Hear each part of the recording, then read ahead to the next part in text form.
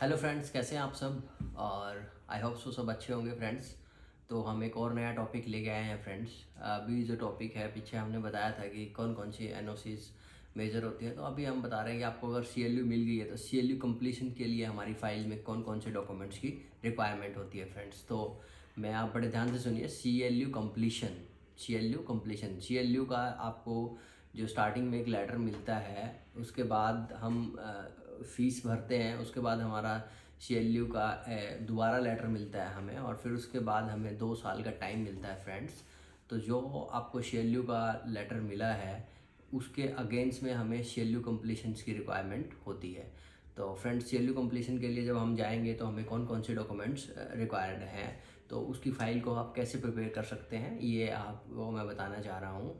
तो CLU completion के लिए फ्रेंड्स सबसे मेजर जो थिंग है हमारी, सबसे पहले जो हमारे को सीएलयू मिली है, जो हमें कंस्ट्रक्शन की इजाज़त दी है, हमें जो टाइम मिला है कि आप जो हमने बिल्डिंग प्लान उसके अंदर दिया था सीएलयू के अंदर, उसके अकॉर्डिंग हमें बिल्डिंग बनाने की के लिए मिनिमम 2 साल का टाइम पीरियड मिलता है फ्रेंड्स। जब आपको वो लेटर मिलता है तो उसके 2 साल के अंदर हमें अपना कंप्लीट करके शेल्यू कंप्लीशन करानी होती है। अगर हम शेल्यू कंप्लीशन नहीं कराते हैं तो जो हमारी शेल्यू का जो लेटर मिला है, 2 साल के बाद हमारे को फ़ाइन लगना स्टार्ट हो जाता है फ्रेंड्स। उसके बाद हम जब जितना भी डिले करेंगे तो उन पीरियड्स का हमें फ़ाइन देना पड़ेगा फ्रेंड्स। तो हमें शेल्यू कंप्लीशन हमारे विद इन टाइम पीरियड्स के अंदर, 2 ईयर के टाइम पीरियड्स के अंदर शेल्यू कंप्लीशन करनी होती है, हमारा पंप स्टार्ट करके हमें रनिंग करके। तो वो उसके लिए जो हम सीएलयू कंप्लीशन के लिए हमें मतलब जो डॉक्यूमेंट्स की रिक्वायरमेंट है, जो एक हम फाइल प्रिपेयर कर रहे हैं, तो उसके लिए हमारे को किन चीज़ों की ज़रूरत पड़ेगी फाइल में लगाने के लिए फ्रेंड्स, तो मैं उनके बारे में बताना चाह रहा हूँ। बड़े ध्यान से सुनिएगा। अगर आप वीडियो को 1 सेकंड भी स्किप करेंगे तो आप अपनी फ़ाइल को प्रिपेयर नहीं कर पाएंगे।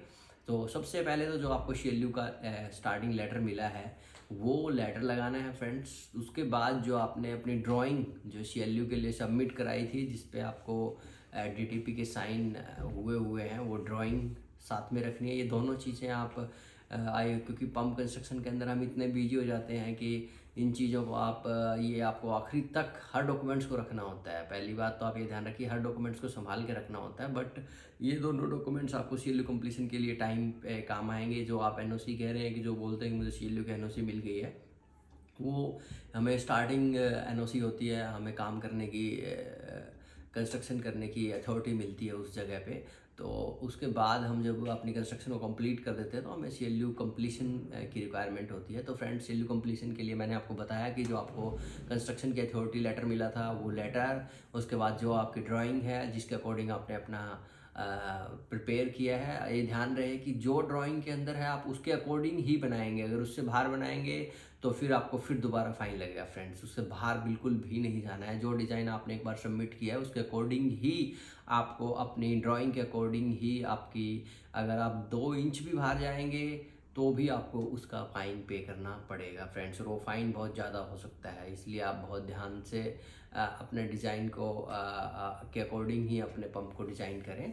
तो मैंने आपको बताया कि ये दोनों चीज़, उसके बाद आपको ये कंस्ट्रक्शन अथॉरिटी लेटर, उसके बाद ड्राइंग के बाद हमें क्या, हमें जो रिक्वायरमेंट रहेगी, हर किसी को नहीं पता होता फ्रेंड्स, तो उसके लिए हमें रिक्वायरमेंट रहेगी आपको स्टेबिलिटी स्ट्रक्चर का आपको सर्टिफिकेट की रिक्वायरमेंट रहेगी, जिसको स्टेबिलिटी स्ट्रक्चर फॉर्म 5, समटाइम्स 5 लगता है फ्रेंड्स। और कुछ जगह पर जो हमारा फॉर्म्स है BR52 लगता है, बिल्डिंग स्ट्रक्चर का है। ये हमारे को जो बिल्डिंग स्ट्रक्चर के आर्किटेक्ट होते हैं उनके थ्रू हमें ये फॉर्म मिलेगा, जो रजिस्टर्ड, गवर्नमेंट रजिस्टर्ड, जो पैनल के अंदर हमारे रजिस्टर्ड आर्किटेक्ट होते हैं, गवर्नमेंट स्ट्रक्चरल इंजीनियर होते हैं फ्रेंड्स। जो स्ट्रक्चरल इंजीनियर जिनके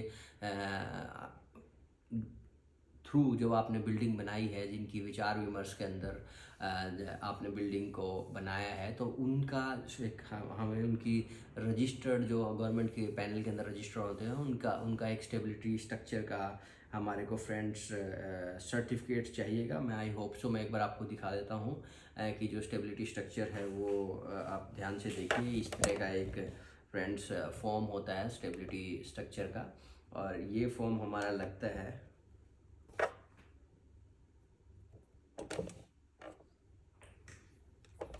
आप ध्यान से देखिए फ्रेंड्स, BR फॉर्म्स हैं ये। स्टेबिलिटी सर्टिफिकेट हमारे को रिक्वायर्ड होता है, स्टेबिलिटी सर्टिफिकेट की रिक्वायरमेंट होती है। इसको अब हम सबमिट करा के ही आप मतलब इसको ज़रूरत पड़ेगी फ्रेंड्स। तो ये चीज़ आपको सबमिट करानी पड़ेगी। फिर एक आपके पंप की वीडियोग्राफी फ्रेंड्स, आपको एक CD बनानी होगी जिसमें आपके पंप का जो भी बिल्डिंग प्लान है, जो सारी चीज़ें आपने बनाई हुई है, उसकी एक वीडियोग्राफी होगी फ्रेंड्स। वो वीडियोग्राफी भी हमें सबमिट करानी पड़ेगी फ्रेंड्स।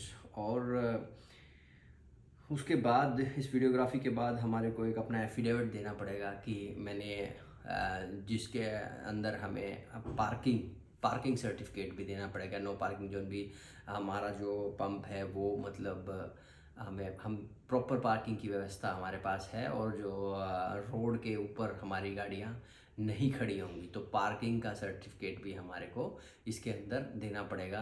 CLU कंप्लीशन के अंदर फ्रेंड्स पार्किंग सर्टिफिकेट भी हमें इसके अंदर सबमिट करना होगा। वीडियोग्राफी और स्टेबिलिटी स्ट्रक्चर का सर्टिफिकेट भी हमारे को। और उसके बाद ये आपको फ्रेंड्स जो CLU डिपार्टमेंट है, DTP है, ये हमारे को फिर urban country planning Hooda HSVP department हमारे हरियाणा में HSVP है, और इसके अंदर आपको जाके वहाँ से एक ये भेजेंगे, रिपोर्ट मंगवाएंगे कि जो सीवरेज ऑफ वाटर है, जो हमारी अर्बन कंट्री प्लानिंग होती है, किस तरह डिज़ाइन किया है, पानी आपके पंप का कहाँ निकल रहा है, तो वो HSVP है। हरियाणा है तो HSVP होगा। बाकी जो भी स्टेट्स अलग अलग हैं उनके आई होप सो कि first word of the name different होगा। अगर मध्य प्रदेश है तो MSVP हो सकता है, महाराष्ट्र भी हो सकता है, इसी तरह डिफरेंट अगर हिमाचल प्रदेश है तो HSVP हो सकता है। तो ये डिफरेंट जो भी स्टेट्स हैं उसके अकॉर्डिंग HSVP यानी जो अर्बन टाउन प्लानिंग, जो सीवरेज वाटर की सीवरेज वाटरिंग है, जो आपकी पाइपलाइंस है वो पानी की वो सही तरह से सीवरेज में डली हुई है, तो हमारे को HSVP की तरफ से भी हमारे को एक सर्टिफिकेट की रिक्वायरमेंट होगी, जो हमारे को रिक्वेस्ट ऑफ ऑक्यूपेशन सर्टिफिकेट म्यूजरिंग करने के लिए वो चेक करेंगे आपकी साइट पर आकर फ्रेंड्स। और उसके बाद आपको जो ऑक्यूपेशन सर्टिफिकेट आप जब सबमिट कराओगे, तो फिर उसके बाद वो सर्टिफिकेट HSVP जो एग्जीक्यूटिव इंजीनियर हैं HSVP के, वे हमारे को इन्फॉर्म करें, उसका हमारी साइट का विजिट करेंगे, जिसमें JESD और एक्शन की रिपोर्ट होगी फ्रेंड्स। और उस रिपोर्ट के साथ हम जब उस लेटर को सबमिट कराएंगे, तो उसके बाद जो हमारी कंप्लीशन होती है, उसका कोई जो माइनर फाइन होता है वो पे करके, और इस तरीके से हमारे को अपनी जो CLU कंप्लीशन है वो हमारी कंप्लीट हो जाएगी। और उसके बाद हमारे को फाइनल CLU का जो लेटर है वो मिल जाएगा फ्रेंड्स। तो मैं एक बार आपको आई होप सो एक बार कंटिन्यूटी विदाउट स्टॉपेज मैंने आपको समझा दिया है, पर एक बार फिर बता देता हूँ कि CLU कंप्लीशन के लिए क्या क्या रिक्वायरमेंट होती है। स्ट्रक्चरल सर्टिफिकेट जो हमारे को NOC मिलती है, उसके साथ आपकी ड्राइंग, उसके साथ फ्रेंड्स आपको स्टेबिलिटी सर्टिफिकेट की रिक्वायरमेंट होगी, जो बिल्डिंग स्ट्रक्चरल फॉर्म 2 के अंदर आपको डिटेलिंग देनी होगी, जिसको आपको एक पैनल रजिस्टर्ड स्ट्रक्चरल इंजीनियर होता है, उसकी मोहर लगेगी, और उसके बाद आपको सर्टिफिकेट सबमिट करना होगा। उसके बाद एक आपको नो पार्किंग जोन मतलब पार्किंग की प्रॉपर व्यवस्था, पार्किंग सर्टिफिकेट रिस्पॉन्सिबिलिटी लेनी होगी। उसके बाद आपको HSVP की एक ऑक्यूपेशन सर्टिफिकेट जब आपको फाइनल मिलेगा, तो उसके लिए आपको HSVP की जो हमारी वाटर ट्रीटमेंट और सीवरेज की है, हमारा पानी वगैरह सब सही जा रहा है, तो उसकी इंस्पेक्शन करके डिपार्टमेंट वो सर्टिफिकेट आपको सबमिट करना होगा। और उन सब के बाद आपको फाइनल जो आपका है CLU वो है आपकी कंप्लीट हो जाएगी, और CLU का आपको सर्टिफिकेट मिल जाएगा फ्रेंड्स। तो आई होप सो आपको समझ में आया होगा। धन्यवाद दोस्तों, और मेरी वीडियो को ज़्यादा से ज़्यादा लाइक कीजिए, और ज़्यादा से ज़्यादा सब्सक्राइब कीजिए मेरे चैनल को, और शेयर कीजिए ताकि लोगों की हेल्प हो सके। ये सब चीज़ें फ्रेंड्स बहुत कम लोग आपको वीडियोस के अंदर बताएंगे, how to prepare the files. तो मेरी एक वीडियो आपके पास आती रहेगी, और आप देखते रहिए और शो करते रहिए, और आपकी शायद जितनी हेल्प हो सके मैं करने की कोशिश करूँगा। सो धन्यवाद दोस्तों, थैंक यू।